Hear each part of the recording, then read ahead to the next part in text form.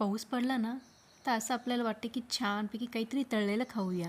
चला आज आपण आता बघूया मस्तपैकी कांद्याची कुरकुरीत भजी. मी कांदा मस्तपैकी चिरून घेतला आहे आणि याला आता मोकळे करून घ्यायचे आहेत. हे कांद्याचे पीस आहेत ना, हे मोकळे करून घ्यायचे आहेत. आता मी 2 कांदे घेतले आहेत ना, ते 2 कांद्याप्रमाणेच मी मीठ टाकत आहे चवीनुसार. आता हळद टाकत आहे आणि आता ओवा टाकत आहे, लाल मिरची पावडर टाकत आहे, अद्रक लसणाची पेस्ट टाकत आहे यामध्ये आणि आता थोडीशी कोथिंबीर चिरून आणि हिरवी मिरची बारीक कट करून 2 हिरव्या मिरच्या बस पुरेसे आहेत.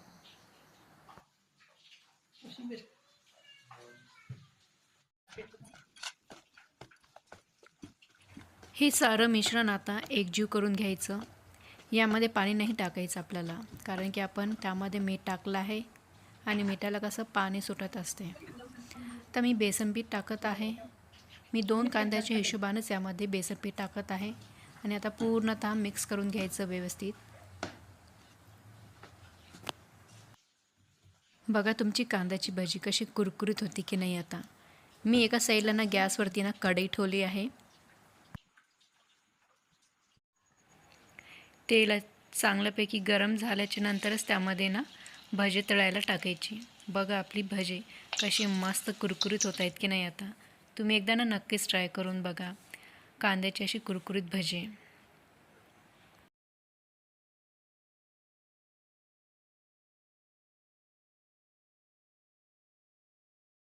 तोंडाला पाणी सुटले बघा बघूनच. छान अशी कांद्याची कुरकुरीत भजी.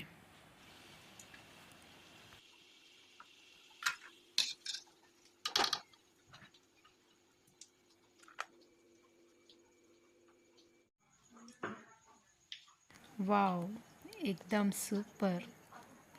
मस्त कुरकुरीत झाली आहे कांदा भजी. नक्कीच ट्राय करून बघा तुम्ही एकदा.